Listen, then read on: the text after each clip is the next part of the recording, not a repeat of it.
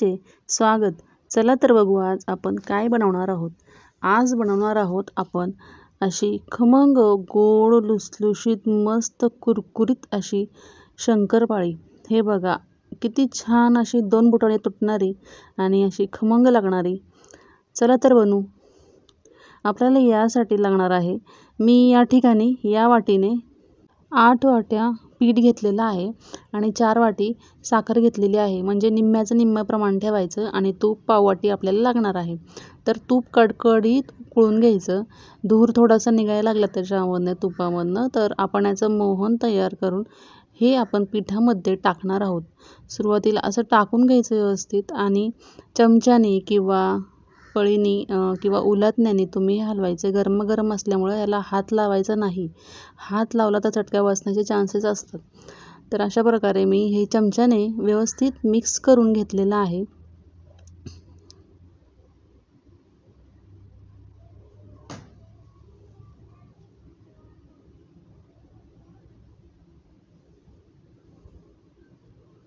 व्यवस्थित सगळ्या पिठाला हे व्यवस्थित अप्लाय होईल अशा प्रकारे हे आपण चोळून घेतलेलं आहे. हे बघा हे अशा प्रकारे त्याचा गोळा व्हायला हवा. तर हे असं आपण समजावं की परफेक्ट झालेलं आहे. अशा प्रकारे हे आता करून घ्यायचं. त्यानंतर आपण काय केलं, सिरप बनवायचं आहे आपल्याला ह्याच्यासाठी पाकाचा एक पाकी तार वगैरे असं काही प्रकार बनवायचं नाही आहे. फक्त साखर पाण्यामध्ये वितळेल असं करायचं आहे. तर मी या ठिकाणी 4 वाटी साखर घेतल्यामुळं तुम्ही कमी जास्त करू शकता. 4 वाटी पाणी घेतलेलं आहे आणि याच्यामध्ये हे विलायची टाकलेली आहे आणि हे फक्त आपल्याला वितळून घ्यायचं गॅस चालू करून. जास्त उकळी पण आणायची नाही आहे. भरपूर जण दुधामध्ये पण करतात, पण शंकरपाळी जास्त दिवस टिकवायची असेल तर आपण ही पाण्यामध्ये करणार आहोत. तर अशा प्रकारे मी पाकाचं सिरप बनवून घेतलेला आहे. आपल्याला 1 तारी 2 तारी असा पाक बनवायचा नाही, फक्त सिरप बनवायचा आहे. तर अशा प्रकारे आता मी काय करते, हे व्यवस्थित पीठ मळून घेते.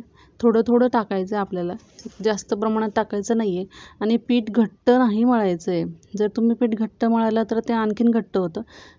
पाकामुळं ह्या सिरपमुळं ते व्यवस्थित असं थोडंसं सैलसरच ठेवायचं आहे. बघा असं जर तुम्ही जाडसर पीठ मळालं ना तर ते परत तुम्ही 10-15 मिनटं जेव्हा ठेवाल तर ते घट्ट होतं आणि त्याचं प्रमाण खूपच होतं पाक असल्यामुळं. त्याच्यामुळं तुम्ही हे व्यवस्थित असं झाकून ठेवायचं आणि सैलसरच पीठ मळायचं थोडं सिरप टाकून. मी 10 मिनटं हे झाकून ठेवलं होतं, काढून घेतलं.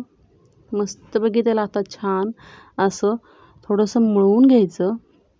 हे बघा किती छान असं मऊ लुसलुशीत पीठ तयार झालेलं आहे.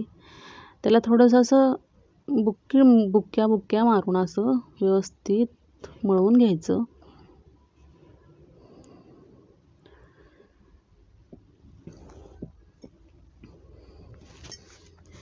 झालं हे आपलं पीठ व्यवस्थित शंकरपाळ्यांचं मळून. असे उंडा घ्यायचा आणि काय करायचं, आता इथनं पुढची जी प्रोसिजर आहे ना खूप महत्त्वाची, इंटरेस्टिंग अशी करायला पण खूप, म्हणजे ही जी प्रोसेसर केली तर तुमची शंकरपाळी 100% लेयर्स कशी पण तुम्ही बनवा, लेयर्स पडणार म्हणजे पडणारच.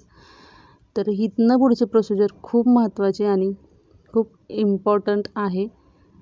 हे बघा मी अशी एक गोल चपातीसारखं लाटून घेतलं आणि असे त्याला फोल्ड्स करून घेतले, जेणेकरून ते आपल्या शंकरपाळीला पण असे छान फोल्ड्स पडतात. आणि अशा प्रकारे मी लाटून घेतले.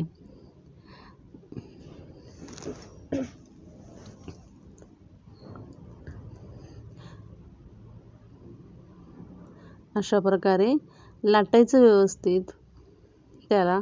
असे परत जेवढं तुम्हाला जमतील, कारण कसं होतं भरपूरदा पीठ कडक होतं आणि ते लाटायला अवघड जातं. त्यामुळे आधीच पीठ थोडंसं सैलसरच असून द्यायचं, नंतर ते आपोआप पीठ घट्ट होत जातं. तर हे अशा प्रकारे, जर पीठ घट्ट झालं तर लाटायला खूप असे हात दुखतात आणि मऊ असेल तर व्यवस्थित मस्तपैकी असं छान प्रकारे बघा लाटलं जातं आहे ते. मी ती एवढ्या प्रकारचे फोल्ड्स करून घेतले, पण मला लाटायला अजिबात प्रॉब्लेम आलेला नाही. आणि ही अशा प्रकारे मी लाटून घेतले. थोडंसं जाडसरच लाटायचं, जास्त पातळ लाटायचं नाही याला. चाकू घ्यायचा, मस्तपैकी लाईन लाईन लाईन करून असं कापून घ्यायचं व्यवस्थित. तुम्हाला वाटलं तर तुम्ही त्याचा कापण्यांचा जो आकार असतो तो पण देऊ शकता, लाईक षटकोन, चौकोनीच पण असा थोडासा पतंगासारखा वगैरे. पण मी हे चौकोनीच कापून घेतलेले आहेत.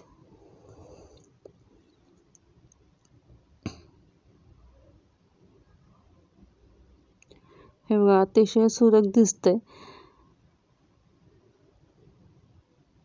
खूप अशा खमंग खुसखुशीत या शंकरपाळ्या होतात. तुम्ही नक्की ट्राय करा.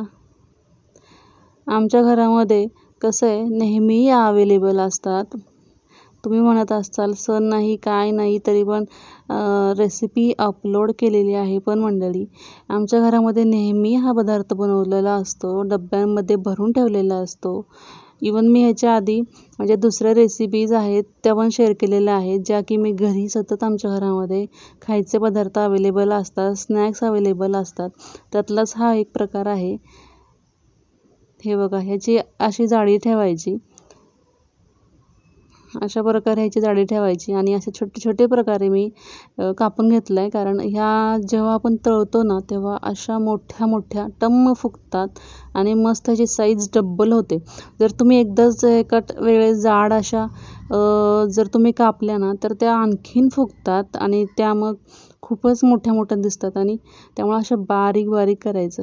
तेल या ठिकाणी कसं चेक करायचं की गरम आहे नाही आहे. आपल्याला ह्यासाठी मीडियम गरम तेल लागणार आहे. खूप कडक पण नको आहे, खूप थंड पण नको आहे. कारण कसं होतं, जर तुम्ही कडक तेलामध्ये शंकरपाळी तळाली तर ती आतून कच्ची राहते, बाहेरनं एकदम लगेचच लाल पडल्यासारखी होते. आणि नंतर मग जर गॅस कमी असेल फ्लेम गॅसची तर ती पूर्ण तेलामध्ये विरघळल्यासारखी होते. त्यामुळं आपल्याला तेल मध्यम आचेवर मध्यमच गरम हवं आहे. तर अशा प्रकारे मी बघितलं तेल जास्त गरम होतं, त्यामुळं मग मी जरा तेल थोडंसं गार होऊन दिलं आणि त्याच्यानंतर ह्या शंकरपाळ्या टाकल्या. सुरुवातीला जेव्हा आपण टाकतो तेव्हा हलवायचं नाही आहे त्याला, कारण ते तुकडे पडण्याचे चान्सेस असतात. थोड्या वेळ ठेवायचं. थोड्या वेळ ठेवल्यानंतर आपण त्याला असं सगळ्या बाजूनी व्यवस्थित हलवून घेणार आहोत. त्यानंतर त्यांना असं छान छान रंग गोल्डन गोल्डन यायला सुरू होतो. पण आपल्याला जास्त गोल्ड रंग आणायचं नाही आहे. थोडं गव्हाळपेक्षा पण कमी असं एकदम ते भाजून घ्यायचं आहे रंगावर. जास्त काळ्या रंगाचा जर तुम्ही करायचा प्रयत्न केला की बाबा शिजतील नाही शिजतील म्हणून, तर ते नंतर कसं होतं, ह्याची प्रोसिजर चालू असते आतमध्ये शिजायची. त्यामुळे हे थोडेसे असे गव्हाळपेक्षा पण थोडे रंगावर कमी रंगावर हे काढून घ्यायचेत आपल्याला. आपल्याला वाटतं हे शिजलेलं नाही आहे, पण ते शिजलेलं असतं आणि त्याची प्रोसिजर जी आहे शिजण्याची ती चालू असते. हे बघा, अशा प्रकारे अतिशय सुंदर दिसत आहेत. वाव. तर हा प्रकार हे बघा मी काढून घेते. अशा प्रकारे काढून घ्यायचं, तेल व्यवस्थित निथळून द्यायचं. मधल्या वेळेमध्ये पण आपण याला खाऊ शकतो. एकदा बनवले, अतिशय सोपी रेसिपी आहे.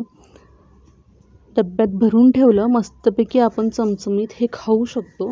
घरात असलं अवेलेबल आणि जरी काही खाण्यासाठी नसलं जेवणासाठी तर आपण हे खाऊ शकतो.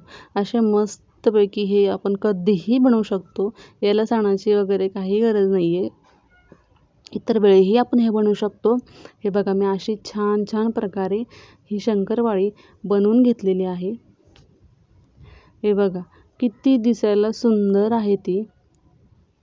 अशा थोड्याशा पांढऱ्या रंगावरच त्या भाजून घ्यायच्या, तळून घ्यायच्या. कारण कसं आहे, नंतर त्याचा रंग चेंज होतो. मी 2 प्रकारे तळले. मी थोडेसे पांढऱ्या प्रकारे पण तळले आणि थोडेसे डार्क प्रकारे पण तळले. मी सतत एक्सपेरिमेंट करत राहते की बाबा असं केल्याने काय होईल, तसं केल्याने काय होईल.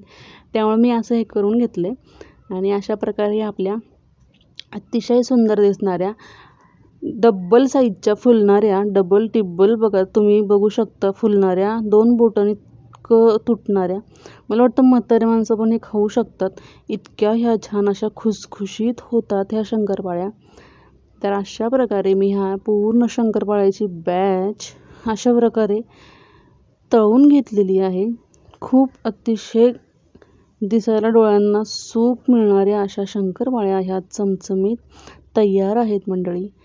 तुम्ही चॅनलवर नवीन असताल तर चॅनलला लाईक, कमेंट आणि मंडळी सबस्क्राईब करायला विसरू नका. कारण ना मंडळी कसं आहे, तुमचं एक सबस्क्राईब आम्हाला खूप खूप खूप प्रोत्साहन देतं.